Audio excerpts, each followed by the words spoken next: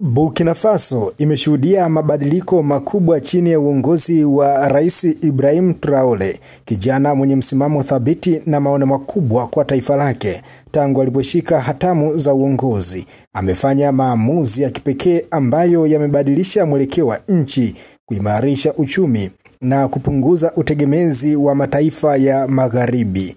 Akiwa na msimamo mkali dhidi ya ukoloni mamboleo, amekataa mikopo kutoka Benki ya Dunia na IMF, akisisitiza kuwa Afrika haihitaji Benki ya Dunia, IMF, Ulaya au Amerika. Ndani ya miaka miwili pekee, Rais Traore amefanikisha miradi mikubwa ya kiuchumi, kuboresha kilimo na kuinua hali ya maisha ya wananchi. Amegusa sekta nyingi kutoka kwenye madini, kilimo, viwanda, mpaka kwenye mfumo wa sheria kwa kuondoa mavazi ya kigeni mahakamani na kuhamasisha mavazi ya asili ya Burkina Faso. Katika sekta ya uchumi, amefanikisha kupanda kwa gross domestic production kutoka dola bilioni 18.8 hadi dola 22.1, huku akilipa madeni ya ndani ya nchi. Katika sekta ya kilimo, amesambaza matrekta zaidi ya 400, mashine za kulimia, pampu za maji na pikipiki kwa wakulima ili kuongeza uzalishaji. Matokeo yake, uzalishaji wa mazao muhimu kama nyanya, mtama na mpunga umeongezeka kwa viwango vya rekodi. Viwanda vya usindikaji wa nyanya na pamba vimeanzishwa kwa mara ya kwanza, kuhakikisha rasilimali za nchi zinachakatwa ndani badala ya kusafirishwa ghafi kwenda nje. Katika hatua nyingine za kudhibiti uhuru wa Burkina Faso, Traore amewatimua wanajeshi wa Ufaransa na kupiga marufuku vyombo vya habari vya nchi hiyo kufanya kazi ndani ya taifa lake. Ameweka wazi kuwa Burkina Faso inajitegemea na haitakubali tena unyonyaji wa kikoloni. Hii ni hadithi ya kiongozi aliyebadilisha mwelekeo wa nchi yake kwa vitendo, si kwa maneno tu. Je, Burkina Faso inakuwa mfano wa mapinduzi ya kweli barani Afrika? Hili ndilo tunalochambua katika ripoti hii maalum ya miaka miwili ya utawala wa Ibrahim Traore, ambapo hapa sasa na kutembeza katika data mbalimbali, kuanzia gross domestic production ambayo imeweza kupanda kutoka dola bilioni 18.8 hadi dola 22.1, ambapo uchumi unapaa kwa kasi ya ajabu huko katika taifa la Burkina Faso. Na katika mikopo, ameweza kukataa mikopo ya IMF na World Bank, ameikataa kabisa, ambapo amesema Afrika haihitaji wao, aliweza kusema Rais Ibrahim Traore. Mishahara ya mawaziri na wabunge ameishusha kwa 30%, lakini watumishi wa umma wakaongezewa kwa 50%, ambapo hapa haki imeweza kutendeka. Madeni ya ndani yamelipwa. Burkina Faso haina deni kwa wananchi wake, ambapo kwa asilimia kubwa madeni yameweza kuyamaliza. Huyu ndiye rais ambaye ameingia Burkina Faso kuweza kuleta mapinduzi ya kiuchumi.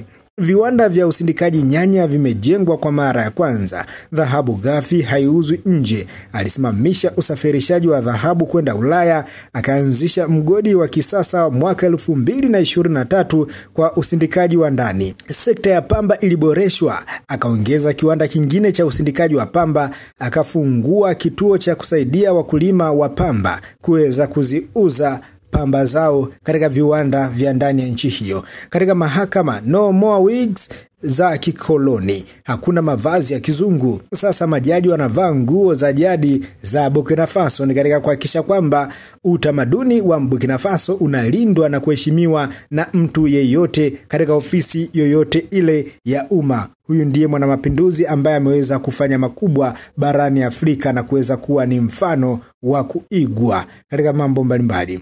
Katika kilimo, matrekta zaidi ya 400 yameweza kutolewa kwa wananchi, mashine za kulimia zaidi ya 239 zimeweza kutolewa kwa wananchi, pampu za maji zaidi ya 710 ameweza kuzitoa kwa wananchi, pikipiki za wakulima zaidi ya 714 zimepelekwa kwa wananchi ili kusaidia kuibua na kukuza na kuimarisha sekta ya kilimo ambayo kwa bara la Afrika tunategemea kama ndio uti wa mgongo kuhakikisha kwamba tunapata chakula na malighafi kwa ajili ya viwanda mbalimbali. Ameweza kusaidia kutoa mbegu bora na pembejeo, ambapo amepeleka kwa wakulima ili waweze kufanya kazi zao kwa uzuri kabisa. Uzalishaji wa chakula, ambapo huku data zimeweza kupanda na kuwa juu zaidi. Nyanya ilikuwa ikizalishwa kutoka tani 303,015 imefikia tani 303,060, lakini mtama ulikuwa unazalishwa kwa tani 907,000, sasa hivi inazalishwa kwa tani 1,100,000. Mpunga ulikuwa ukizalishwa kwa tani 220,080, hivi sasa unazalishwa kwa tani 326,026. Majeshi ya Ufaransa yameweza kufukuzwa, hakuna majeshi ya mkoloni tena katika taifa la Burkina Faso. Vyombo vya habari vya Kifaransa vimezuiwa kueneza propaganda za kigeni kwenye ardhi ya Rais Traore. Miundombinu, njia za vumbi, sasa lami inatandikwa nchini kote Burkina Faso. Hizi ni namba, hizi ni data na hizi ni facts za Rais Traore. Hajaja kucheza. Huyu jamaa anatengeneza historia ya kweli. Burkina Faso imesimama imara chini ya rais huyu ambaye ameweza kuibua hisia za watu wengi. Kila sehemu ya bara hili la Afrika wanamzungumza rais huyu kijana ambaye aliingia kuliongoza taifa la Burkina Faso mwaka 2022 kwa njia ya mapinduzi. Alikuwa ni mwanajeshi ambaye aliona taifa lake namna gani linadhulumiwa, aliona namna gani taifa lake linaibiwa, aliona namna gani taifa lake linanyang'anywa rasilimali zake, na akaamua kuingia kuweza kulitetea taifa lake. Na hakika tumeweza kuona sekta ya kilimo ambayo ndio kwa asilimia kubwa Burkina Faso wanaitegemea imeweza kupanda, kwa sababu ukizingatia walikuwa wakizalisha katika kiwango cha chini, lakini alivyoingia ameweza kuangalia namna bora zaidi ya kuweza kuzalisha mazao yaweze kupanda juu. Huyu ni rais ambaye amekuwa ni mfano wa mataifa mengi ya Afrika. Viongozi wengi wanatamani kuwa katika mfano huu wa kiongozi huyu ambaye ameweka maslahi ya taifa lake mbele, na wananchi wengi wa bara la Afrika na nje ya bara la Afrika wanatamani kuona rais huyu akiwa anaongoza katika mataifa yao. Hii ni Mbayu TV. Unatamani kusikia nini kuhusu kiongozi gani?